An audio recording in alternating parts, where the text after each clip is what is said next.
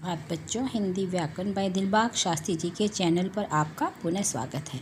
आइए पाठ 2 सभा पर्व को आगे पढ़ते हैं। इससे पहले हमने राजसूय यज्ञ, जरासंध का वध, शकुनी के जाल में युधिष्ठिर जुए में सर्वस्व हारे और दुर्योधन का दृढ़ संकल्प, इसके बारे में पढ़ा। आज हम पढ़ते हैं द्रौपदी का चीरहरण। चीर का अर्थ होता है वस्त्र।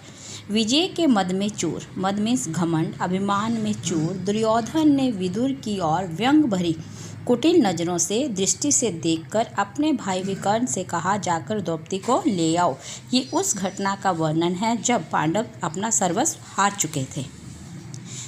अब वह हमारी दासी है। द्रौपदी जो है महारानी नहीं है, अब हमारी दासी है, नौकरानी है। वह यहाँ खूब झाड़ू लगाएगी, आकर सारा काम करेगी। विदुर ने उसे चेतावनी दी, सावधान किया। मूर्ख दुर्योधन, अरे दुष्ट दुर्योधन, तुमने मेरा परामर्श नहीं माना, तुमने मेरी सलाह नहीं मानी।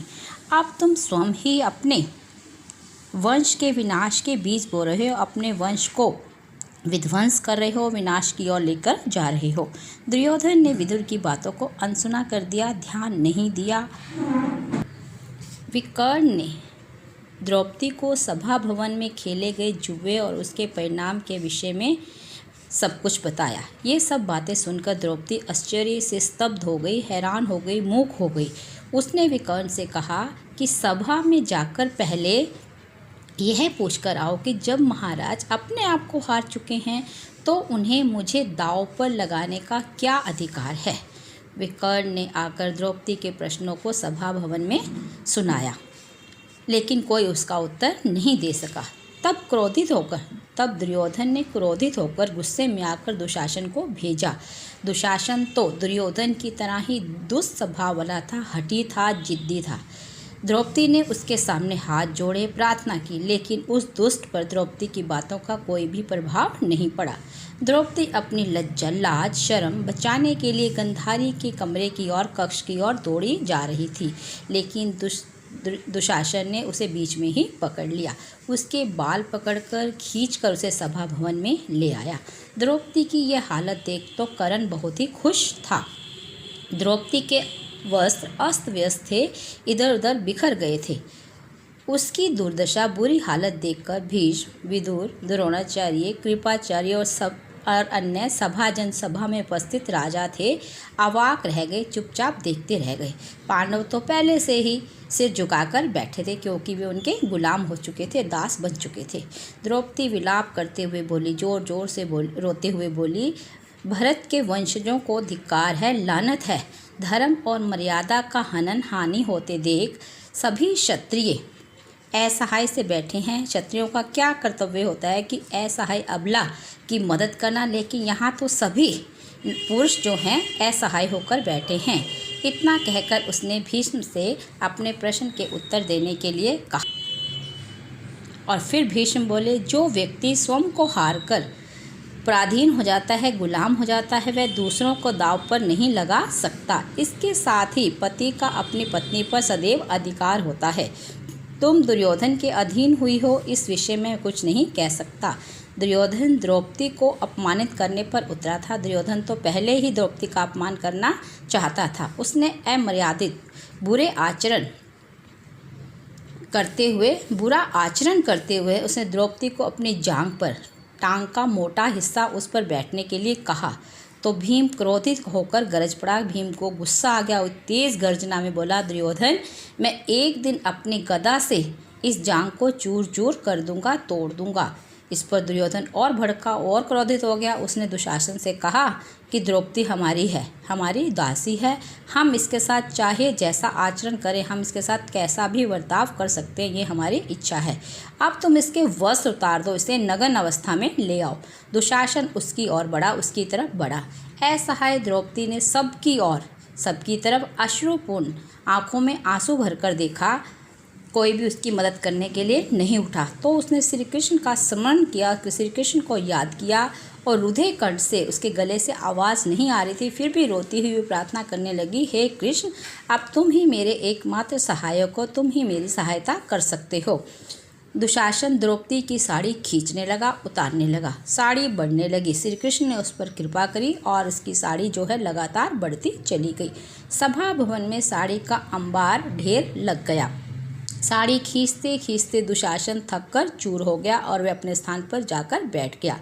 इस चमत्कार को देखकर सब अचंभित थे, हैरान थे। भीम ने उठकर क्रुद्ध स्वर में प्रतिज्ञा की।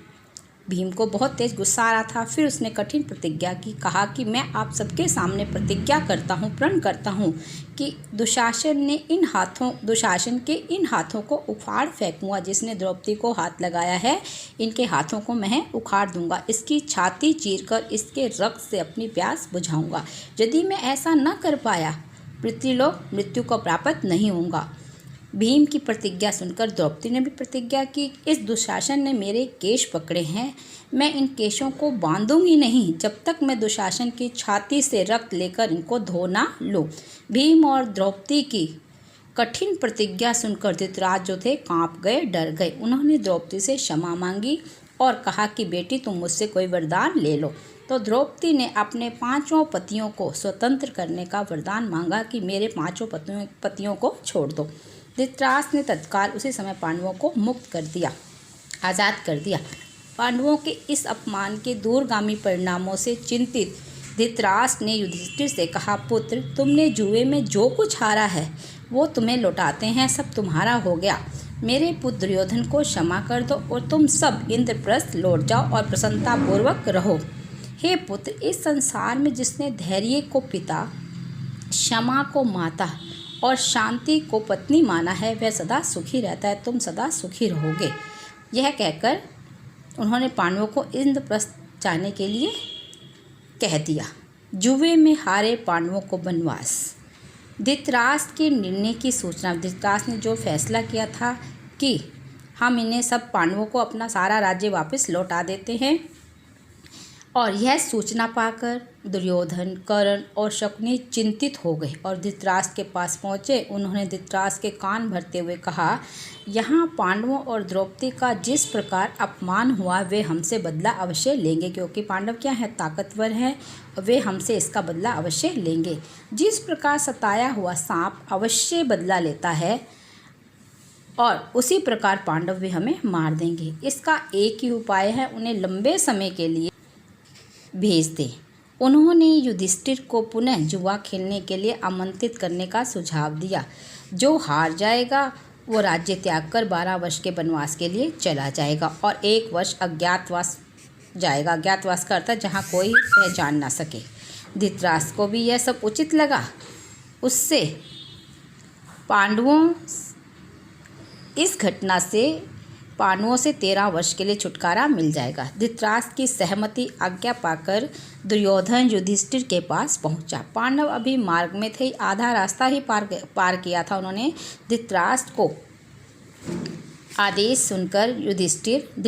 का आदेश हुक्म सुनकर युधिष्ठिर पुनः जुआ खेलने के लिए आ गए। सभी ने उसे बहुत समझाया कि एक बार हम सब कुछ अपना खो चुके हैं, अपमानित हो चुके हैं, लेकिन युधिष्ठिर था, समझा नहीं। वे जुआ खेलने बैठ गए। शकुनी की चालों में फिर युधिष्ठिर अपना सब कुछ हार गए। शर्त के अनुसार वे अपना राज्य भी हार गए। वे वल्कल वस्त्र, पत्तों से बने हुए वस्त्र पहनकर द्रौपदी सहित वन को चले गए। माता कुंती विदुर के अनुरोध पर वहीं रह गई। विदुर की प्रार्थना करने पर वह राजमहल में ही रह गई। विदुर और संजय की धृतराष्ट्र को चेतावनी। पांडवों के जाने के बाद धृतराष्ट्र थे चिंता में डूब गए। वे समस्त घटनाओं से दुखी थे। पांडवों को विदा करके विदुर उनके पास आए। धृतराष्ट्र ने पूछा, विदुर, वन जाते समय पांडव बहुत उदास और निराश होंगे, उनके मुख पर कैसे कैसे भाव थे। विदुर इन सब घटनाओं के लिए महाराज धृतराष्ट्र को ही दोषी मानते थे।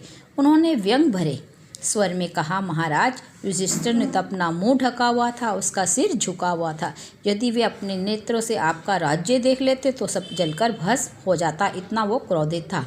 भीम अपनी भुजाओं में देख रहे थे। वे सोच रहे थे कि इन्हीं भुजाओं से मैं कौरव का वध करूंगा, कौरवों की हत्या करूंगा।